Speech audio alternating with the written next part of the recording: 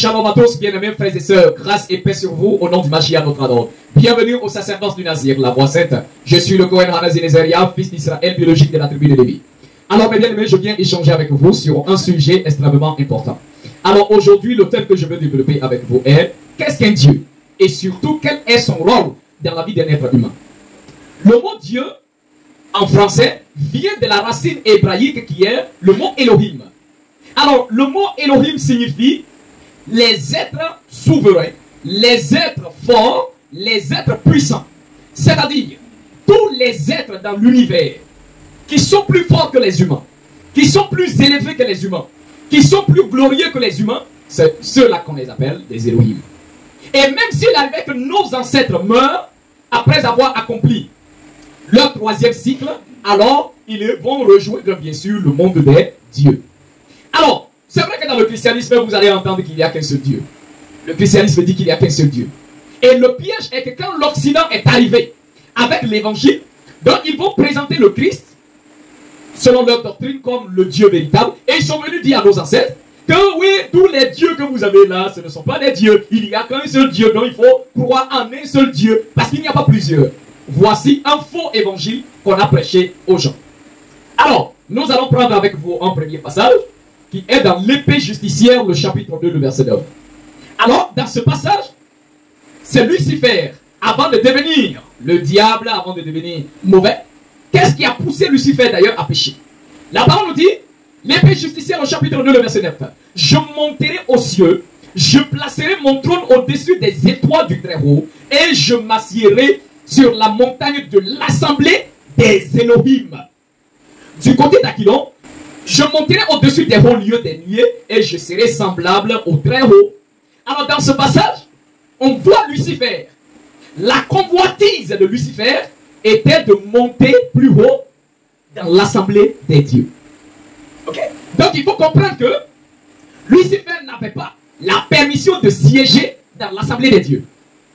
Et lui, son désir était de monter afin d'être parmi les dieux. Est-ce qu'on se comprend? Donc voilà pourquoi il dit, je monterai au-dessus et je placerai mon trône au-dessus des étoiles des Très-Hauts. Il dit, je m'assiérai sur la montagne de l'assemblée. Donc au ciel, il y a la montagne de l'assemblée des Elohim. Donc c'est le pluriel. Donc c'est le mot Elohim qui vont traduire en français Dieu. Cela n'est pas encore suffisant pour vous montrer qu'il n'y a pas qu'un Dieu, mais qu'il y a plusieurs dieux. Et que c'est le christianisme bidon qui vous a amené à abandonner les autres dieux. Et vous allez voir leur importance bien sûr dans la vie d'un être humain. Le serpent vient dans le jardin d'Éden, il dit à la femme, est-ce que vraiment le Seigneur dit que vous ne mangerez pas les arbres du jardin? La femme dit non, le Seigneur dit, nous pouvons manger, sauf l'arbre de la connaissance du bien et du mal. Parce que le Seigneur dit, si nous mangeons, nous mourrons. Le serpent dit non, vous ne mourrez pas, mais vos yeux vont s'ouvrir et vous serez comme des dieux. Il n'a pas dit vous serez comme Dieu. Au singulier, il dit vous serez comme des dieux. Parce que même le serpent sait qu'au ciel, il y a l'assemblée des dieux. Alors, un autre passage, l'épée justicière, le chapitre 639, le verset 1. Vous trouverez ça dans la Bible, Psaume 82, le verset 1. Il dit, Psaume d'Azaph, l'Éternel se tient dans l'assemblée des dieux, il juge au milieu des dieux. Le verset dit, l'Éternel se tient dans l'assemblée des dieux. Il juge au milieu des dieux. Alors ici, c'est comme le président de la République qui va siéger avec ses ministres, donc dans l'Assemblée nationale. Quand on parle de l'Assemblée nationale, on voit qu'il y a le président, il y a les ministres, il y a tous ceux qui sont là. Alors le président fait connaître sa volonté à ses ministres bien sûr, et les ministres vont aller chacun dans son département exécuter la volonté du président. Donc le verset dit, l'Éternel se tient dans l'assemblée des dieux et il juge au milieu des dieux. Et c'est ce qu'il faut comprendre. Alors, dire qu'il n'y a qu'un Dieu, ce n'est même pas biblique. Parce que la Bible n'a jamais dit qu'il y a un Dieu. La Bible a toujours dit il y a plusieurs dieux. Mais il y a le Dieu des dieux. Celui qui est Yahuwah, le Père créateur. C'est lui le Maître suprême. Mais il crée les autres dieux qui vont gérer le monde avec lui. Alors, les autres dieux qu'il crée, il donne à chaque dieu un département qu'il doit gérer. Est-ce qu'on se comprend? Voici, voilà pourquoi j'ai dit le président de la République a ses ministres. Alors, sur terre, tout comme il y a le ministre de la Santé, il y a également le ministre du Transport, il y a le ministre des Finances, et puis il y a le ministre de quel département? Il y en a plusieurs. Mais vous voyez ici que même sur terre, le président de la République, quelle que soit sa capacité, gère le pays avec ses ministres, en partageant, en donnant à chaque ministre un département. Donc le Tout-Puissant Créateur fait également pareil. Il se tient dans l'assemblée des dieux et il va juger au milieu des dieux. Donc quand il crée son monde, il va donner les départements à chacun. Il y a le ministère de la santé également dans le ciel, gouverné par l'archange Raphaël. Raphaël, il y a Rapha et puis elle. Donc Raphaël veut dire le Dieu qui guérit. Donc Raphaël est également un Dieu. Il est le Dieu de la guérison. Mais comme il n'est pas le seul, il a avec lui plusieurs anges qui s'occupent bien sûr de ceux qui sont malades. Est-ce que vous comprenez? Tout comme il y a le ministre de la santé, et le ministre de la santé a maintenant beaucoup de docteurs, beaucoup de médecins hein, qui vont gérer les malades et les hôpitaux avec lui. Alors, Raphaël est le Dieu de la guérison.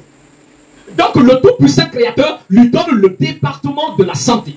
À tel point que si le peuple élu est malade, il y a des membres du peuple de l'Éternel qui sont malades, donc Raphaël et son groupe vont s'occuper pour la guérison bien sûr de ces personnes-là.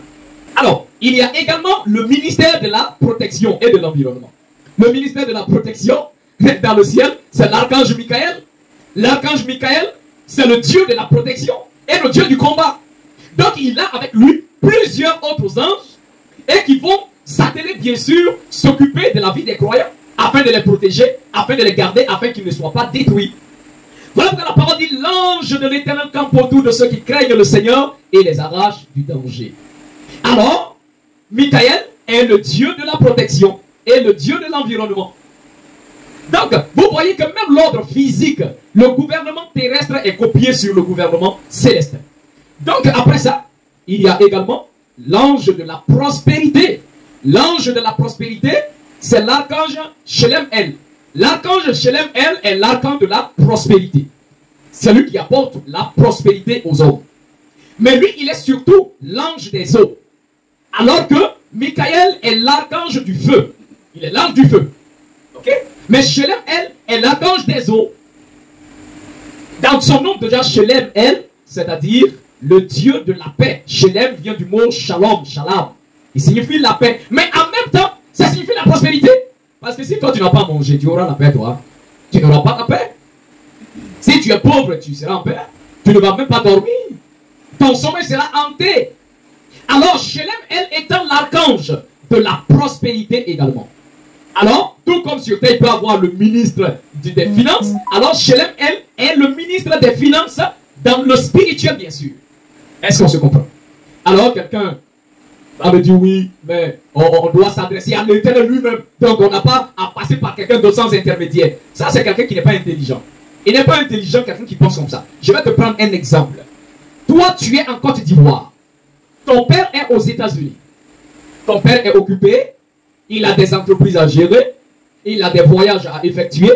Mais comme toi, tu es en Côte d'Ivoire et lui, il est aux États-Unis, lui, il décide de t'envoyer 3 serviteurs qui vont se mettre, bien sûr, à ton service. Il envoie un serviteur qui est un médecin. D'accord? Pour que quand tu es en Côte d'Ivoire, dès que tu es malade, tu l'appelles et il vient te soigner. Donc, il devient le serviteur qui vient te soigner quand tu es malade.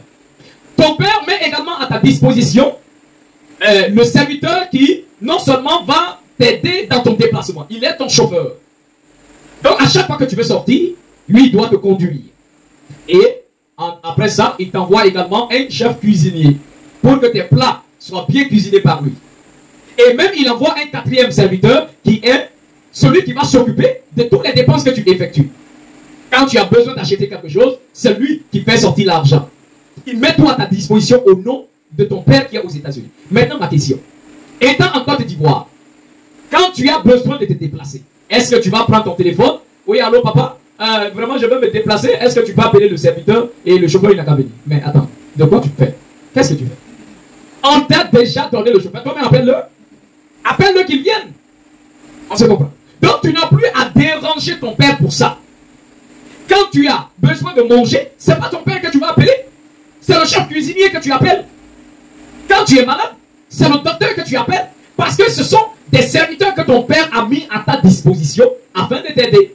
Donc tu n'as plus à déranger ton père pour ça. Et s'il arrivait que tu appelles ton père, ah papa vraiment merci parce que, en tout cas, même si tu n'es pas là, je vais très bien avec les serviteurs que tu as mis à ma disposition. Vraiment, je suis à l'aise, tout va bien. Dès que j'ai besoin de quelque chose, je les fais appel, ils viennent automatiquement. Merci beaucoup, papa. Je t'aime. Alors, tu vois que les remerciements, l'adoration va revenir à l'Éternel, le Père, tout-puissant Créateur. Mais les demandes, c'est pas lui. Quand on demande quelque chose, c'est aux esprits, aux anges que le Seigneur nous a envoyés. Alors, un passage nous le démontre très clairement. Nous lisons dans l'épée justicière le chapitre 1318, le verset 14. Vous trouverez ça dans Hébreux, le chapitre 1, le verset 14. Il dit, ne sont-ils pas tous des esprits relatifs, ou soit, ne sont-ils pas tous des esprits au service de Dieu, au service de l'Éternel, envoyés pour exercer un ministère en faveur de ceux qui doivent hériter le salut? Le verset est clair par rapport à ce que je viens de te dire. Dans ce verset, la parole dit, le tout-puissant Créateur a des ministres qui sont ses anges, les esprits, et qu'il les a envoyés vers nous, afin que ces anges-là puissent nous aider à recevoir le salut. Donc, ils sont nos aides, nos compagnons de service. Quand tu accomplis un service et que tu as besoin d'aide, qui tu appelles? Ton compagnon de service, bien sûr. Alors, vous voyez ici dans ce passage, on n'a plus à déranger le Père Créateur pour avoir mangé, pour se marier, pour avoir de l'argent, pour avoir la santé. Ce n'est pas lui qui s'occupe de ça. Il a déjà créé des départements qui vont gérer. Quand tu es malade, c'est le président de la République que tu vas aller voir. Il ne faut pas courir pour aller à l'hôpital. Tu vas voir clair. Hein? Tu vas voir clair. On va venir te chercher. Quelqu'un va venir te chercher. Si tu es malade, que tu ne vas pas à l'hôpital et que tu dis, c'est le président que je vais appeler, alors quelqu'un va venir te chercher. Hein? Tu vas mourir. Parce que tu ne vas pas te soigner, tu vas mourir. Et là, il ne faut pas dire que non, j'ai appelé mon père, j'ai appelé l'Éternel, il n'est pas venu. Il faut que nous puissions comprendre ces choses-là. Alors, mes bien-aimés, comme je venais de le dire, donc le Seigneur a autour de lui plusieurs dieux. Il y a le Dieu des eaux, le Dieu du feu, et même d'ailleurs, la parole dit, Ésaïe, le chapitre 43, le verset 2 nous dit, si tu traverses les eaux, je serai avec toi, et les fleuves ne te submergeront point. Si tu marches dans le feu, tu ne te brûleras pas, et la flamme ne t'embrasera pas. Donc le verset nous dit, l'Éternel dit, si tu marches, tu traverses les eaux, moi je suis avec toi. Et si c'est les fleuves, ils ne vont point te submerger. Même si tu marches dans le feu ne te brûlera pas. Pourquoi l'Éternel peut promettre ces choses comme ça? À l'ordre naturel, dès que tu touches le feu, tu es brûlé. Mais ici, on voit en Afrique des Africains qui ont maîtrisé le feu et qui sont en alliance, en accord, en parfaite harmonie avec l'ange du feu, le Dieu du feu, à tel point qu'ils peuvent s'asseoir dans le feu, danser dans le feu, faire un rituel dans le feu, sans que le feu ne les brûle. Mais le chrétien va dire, oh, lui c'est un sorcier. Oui, toi tu le dis que c'est un sorcier, mais pourtant la Bible dit que tu marcheras dans le feu, mais le feu ne te brûlera pas. Au moins lui, il est assis dans le feu, il danse dans le feu ne le brûle pas. Tu le traites de sorcier. Mais toi qui es rempli du Saint-Esprit, toi, dès que même feu de cuisine là te brûle, tu pleures. Alors vous deux qui a le pouvoir et qui maîtrise quoi? C'est ça la réalité. On se comprend. Donc la parole nous parle de l'ange des eaux. L'épée justicière au chapitre 1353, le verset 5 dit, et j'entendis l'ange des eaux qui disait, Seigneur qui est, qui était et qui vient, tu es juste parce que tu as exercé ce jugement. Donc l'apôtre dit, il a entendu l'ange des eaux. Donc il y a l'ange des eaux. C'est pas ce que vous allez appeler Mami Wata, c'est pas démoniaque. Le verset dit, il y a l'ange des eaux. Voilà pourquoi le Seigneur vous promet que si tu marches, tu traverses les eaux, il sera avec toi. Il sera avec toi par qui? Par l'ange des eaux. Alors un autre passage de l'Apocalypse nous dit également, et l'ange qui avait autorité sur le feu sortit de l'autel. Alors, maintenant ma question pour toi, bien-aimé. Si on a compris, je rentre maintenant en détail avec vous. Supposons que toi tu es un commerçant, un entrepreneur, quelqu'un qui achète des produits et qui revend. Ou quelqu'un qui a créé son business. Quel que soit le business que tu crées, l'essentiel c'est ton travail. Et le business qu'on crée, il y a toujours l'échange de monnaie. Donc tu fais quelque chose, tu donnes à quelqu'un et la personne te donne bien sûr de l'argent en retour. Donc tout ça, on met tout ça dans le commerce. Il y a le Dieu du commerce, le Dieu des échanges. Un archange qui s'occupe de ça. D'accord? Maintenant, comment est-ce que tu arrives à avoir une somme d'argent, 2 millions, 3 millions, 5 millions, et tu investis dans quelque chose, et par fini, tu te retrouves avec des dettes? Comment tu t'es en sorti? Qu'est-ce qui s'est passé au juste?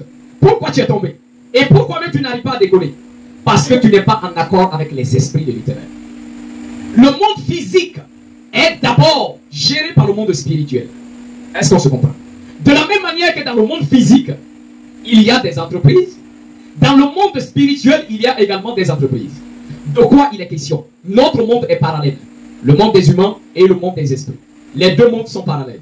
Tout comme tu as ton ange qui te ressemble textuellement, donc tu es dans ce monde ici, et ton ange se trouve dans l'autre monde, bien sûr. D'accord? Et qui fait que je prends un exemple. Si toi tu viens me vendre des choses, il faut comprendre que dans notre business ici, il n'y a pas de 2 personnes, mais il y a 4 personnes. Toi tu viens avec ton ange, et je viens avec mon ange, bien sûr. Et avant qu'on arrive même à faire l'échange, il y a d'abord nos anges qui vont d'abord faire l'échange. Donc, ce que nous sommes en train de faire est d'abord fait dans le spirituel avant d'être matérialisé dans le physique. Alors quand tu veux créer ton entreprise, tu veux évoluer, il faudrait d'abord se rassurer que dans le spirituel, les choses vont exactement. La preuve, et ce que tu dois comprendre, c'est que d'abord, ce n'est pas toi qui commande les esprits. Ce n'est pas toi qui dirige ton ange. C'est ton ange qui doit te dire comment tu dois faire. Parce que ton ange est comme, si je vais dire, ton coach spirituel. Alors, le Dieu du commerce, des échanges, est ton coach spirituel. Qui fait que tout ce que tu veux créer, même si c'est l'entreprise que tu veux créer, un business que tu veux commencer, c'est d'abord ton ange qui mène toutes ces démarches-là dans le spirituel. Et il faut maintenant être capable de recevoir tous les papiers qu'il faut. C'est-à-dire de recevoir toutes les révélations par rapport à comment il a institué les choses dans le spirituel. Vers qui tu dois aller vendre tes produits. Avec qui tu dois t'associer. Quel endroit tu dois te trouver. Tout est planifié par ton ange, bien sûr, qui doit gérer ta vie.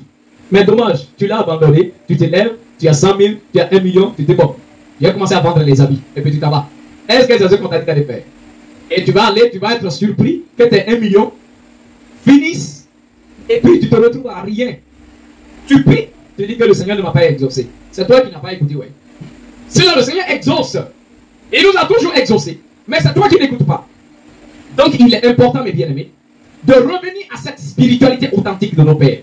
Voilà pourquoi nos ancêtres, avant de faire une plantation, si c'est la saison de s'aimer, de l'agriculture, quoi qu'ils fassent au village, ils font d'abord des sacrifices, ils font d'abord des offrandes au Dieu de l'agriculture. Vous voyez?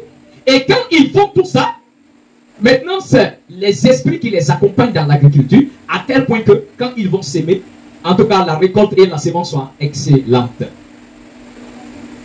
Est-ce qu'on se comprend? Voilà pourquoi nos parents pouvaient aller à la rivière avec des offrandes. Ils vont vers l'ange des eaux. Nos parents pouvaient tout simplement, en bas d'un arbre, déposer la nourriture en invoquant bien sûr les dieux de la terre, l'ange de la terre. Mais toi, tu as taxé ça de sorcellerie. Parce que le christianisme bidon est venu mettre des pourritures dans ton esprit. Tu as diabolisé tes ancêtres. Tu as diabolisé le culte et la spiritualité de tes ancêtres. Et tu te retrouves là aujourd'hui dans ce christianisme. Le résultat est quoi? Toi-même, tu es le résultat de ce christianisme-là. Il n'y a pas à aller chercher loin. Regarde ta vie. Ça fait combien de fois tu te bats? Ça fait combien de fois tu essayes? Tu as quel âge? Déjà 25 ans, 30 ans, 40 ans. Mais c'est comme si tu es toujours au même point de départ. Il faut arriver à comprendre quand même. Pourtant, tu dis que tu as le Saint-Esprit en toi. Même il y a un verset qui dit quoi? Le Christ s'est appauvri afin que nous soyons enrichis. C'est écrit donc. Le Christ s'est appauvri afin que nous soyons enrichis. Mais où est la richesse là? C'est pour ça que le Christ s'est appauvri pour toi, pour rien. Pour rien. Parce que tu es encore pauvre. Misérable. C'est ça la réalité. Mais tant que nos pères étaient encore dans la spiritualité de l'Éternel, rien ne les manquait. Ils évoluaient et ils prospéraient tout simplement. Alors, je vous invite à revenir à la spiritualité de vos ancêtres, qui n'est surtout pas diabolique, mais la spiritualité de nos pères est divine, bien sûr. Voilà pourquoi dans le livre de Romains, le chapitre 7, le verset 14, il est écrit: nous savons que la Torah, la loi, est spirituelle. Spirituel, ça veut dire donné par les esprits. Donc la loi donnée à Moïse, c'est la loi des esprits. C'est cette loi qui nous permet de vivre en harmonie avec les esprits. C'est cette loi qui nous permet de vivre en communion avec les esprits de l'Éternel. Voilà pourquoi il y a des interdictions. Va faire ça. Non, ça, faut pas faire ça. Faut travailler 6 jours. Le 7e jour, tu ne travailleras pas. Quand madame est en menstruée, elle est impure, elle doit se séparer de son mari pendant 1 semaine, ainsi de suite. Quand tu vas au cimetière, tu deviens impur pendant 1 semaine. Après, il faut te purifier avec des hyssopes tous. Pourquoi il y a des règles qui sont données? Parce que ces règles nous permettent de vivre en harmonie avec les esprits, les anges du Seigneur. Mais toi, tu as dit que c'est l'Ancien Testament, que c'est aboli, c'est l'Ancien Testament, qu'on n'est plus sous la loi, on est sous la grâce. Tu es sous la grâce. Voici le résultat de ta vie. Ta vie n'est que grâce. Ta vie est grâce. Voilà le résultat. Est-ce que, parce qu'on a mis dans votre tête que la loi, c'est quelque chose de dur. Une fois qu'on veut vivre avec les esprits, c'est normal. Quelqu'un qui est un sauvage, qui est dans la nature, il vit comme il veut. Il peut chier partout. Il peut se coucher partout, parce qu'il est seul. On se comprend. Mais une fois que tu vis en société, tu n'as pas la permission de faire ce que tu veux. Il y a certaines choses qui te seront interdites, bien sûr. C'est la même chose. Si tu vis seul, tant pis pour toi. Mais tant que nous vivons avec les esprits, avec les anges du Seigneur, il faut marcher selon les règles. Même pourquoi la femme doit fermer la tête. L'apôtre Paul le dit. Il dit la femme doit fermer la tête parce que c'est la marque de l'autorité de son mari. Mais surtout le verset dit, elle doit fermer la tête à cause des anges. Le verset est clair, à cause des anges. C'est-à-dire, quand elle voit les esprits, et puisqu'elle vit dans un environnement spirituel, elle veut vivre en accord avec les esprits, elle doit fermer sa tête à cause des anges. Alors, voyez que tout ce que nous faisons, c'est à cause des esprits qui sont autour de nous. Parce qu'ils doivent nous aider dans notre quotidien. Que le Tout-Puissant vous accorde sa grâce et qu'il vous bénisse. Et surtout qu'il vous donne la capacité, la réflexion de venir à sa parole et à la véritable spiritualité qu'il a donnée à nos ancêtres. Pour cela, moi je vous dis, shalom, shalom.